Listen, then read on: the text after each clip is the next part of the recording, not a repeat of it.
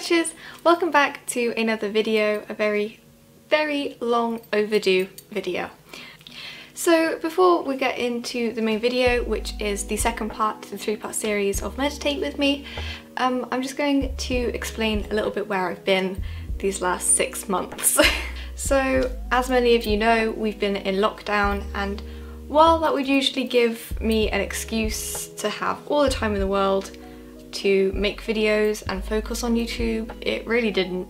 I've finally got myself a job, I'm, you know, a bit more stable now, and I'm also back at college studying to become a vet. So yeah, I just kind of haven't had time for YouTube at the moment, but we're hopefully going to get back into a routine and new videos every Friday again. So today's video is all about chakras, what they are and what they're used for, and where they are based. Chakras are the energy centers of your body, and there are 7 of them. These consist of your base, sacral, solar, heart, throat, third eye, and your crown. The first chakra we're going to look at is the base or the root chakra. This chakra is located at the base of your body and is usually represented by the colour red.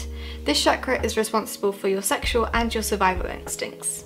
The second chakra we're going to look at is the sacral. This is also known as the sacroiliac. This is based just above your root chakra, just underneath your belly button. The sacral is represented an orange colour, and it is responsible for passion, sexuality, intimacy, money, creativity and joy.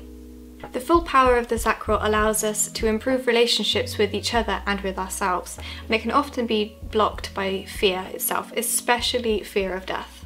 The third chakra we're going to look at is based just above your belly button. This one is called the solar plexus and is represented by the colour yellow. This chakra acts as the centre of your personal power. This affects and controls your personality, your ego, your identity, your personal freedom and your authenticity. If you find that you're quite fatigued, overeating and gaining excessive weight, especially around the stomach, this might be a sign that your solar plexus is blocked. The fourth chakra we're going to look at is the heart chakra. This is represented by a green light and is in the centre of your sternum. As you can probably guess, the heart chakra is associated with passion, affection and love. The heart chakra embodies your ability to love unconditionally, and it also forms your deepest connections to affection, tenderness and endearment. Things like stress and emotional pain can often affect the heart chakra. This can be anything from bad memories, emotions or overthinking. This may cause your heart chakra to become blocked, and signs of that is that you might find it difficult to love or hold on to relationships. The fifth chakra we are going to talk about is the throat chakra. This is based just in the centre of your throat and is often represented by the colour blue. As you can probably guess, like the heart chakra, it helps you with your communication and the ability to understand and speak your inner truth. If you have difficulty staying true to yourself, expressing yourself and your emotions, desires and opinions with yourselves or others, then this might be a sign that your throat chakra is blocked or needs to be worked on. The sixth chakra that we're going to talk about is probably one that everyone knows, even if they're not spiritual. This is the third eye. The third eye is located just above your brow and is often represented as the colour indigo, purple or lilac. It depends on personal preference really. I personally see it as indigo, but you might see it as lilac. The third eye is quite an important chakra, just as much as the others, but maybe like a little bit more. This is because it allows you to connect with spirit and also helps with self-reflection. This chakra also is responsible for your sixth sense or your strong intuition. Finally, the seventh chakra that we're going to be talking about is your crown chakra, which is represented as the colour white for purity. This is based right at the top of your head here, and it can also help you with grounding. The crown is used for spiritual connection and transformation. It connects you with spirits and to the divine, and it also lifts and inspires you. It also gives you a sense of your own divinity. So now we're going to learn about how to open up your chakras. Now, you should only do this if you have grounded yourself. So if you haven't already seen it, go over to my first video, which is how to ground yourself and the importance of it. So once you've grounded yourself, what you want to do is get yourself into a meditative state and calm. And I'm just going to run over this quickly, but in my next video it will be doing it properly and we'll open up together. So the first thing you want to do is just imagine all of your chakras all aligned together. I like to imagine them as tea light candles, so the wax is the colour of each chakra.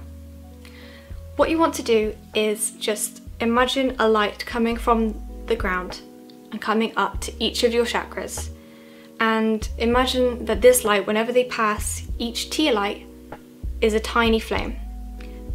Work on making this flame as big and as bright as you can, and that means that your chakra is balanced. If you find it hard on each chakra, you might have to go back and spend some time on working with them. You can also get sound tutorials on how to unblock them. Once you've gotten through all of your chakras, what I like to do when I get to the crown is I like to imagine that this flame is getting so big that the smoke is white and it covers over me as a cloak of protection from anything negative, so it can't get into you when your chakras are open. This is not to scare you, but it is to be sensible with. You must make sure that you ask for protection before opening your chakras, because this is when you are most vulnerable.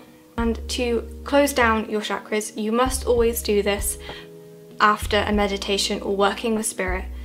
You want to ask your angels and your guides to cut your cords with anything that you've been working with today, and imagine this smoke slowly lifting up, going back into your head and slowly going into the ground. Each chakra, the flame getting smaller till it's just a tiny flame. So then you're not open, but you know your chakras are still working. Just imagine this tiny flame getting smaller and smaller all the way down your chakras, making sure that each flame is as small as you can get it to protect yourself. And then when you're ready, ask for protection again, make sure your cords are cut, and that's how you do it. I hope you enjoyed today's video.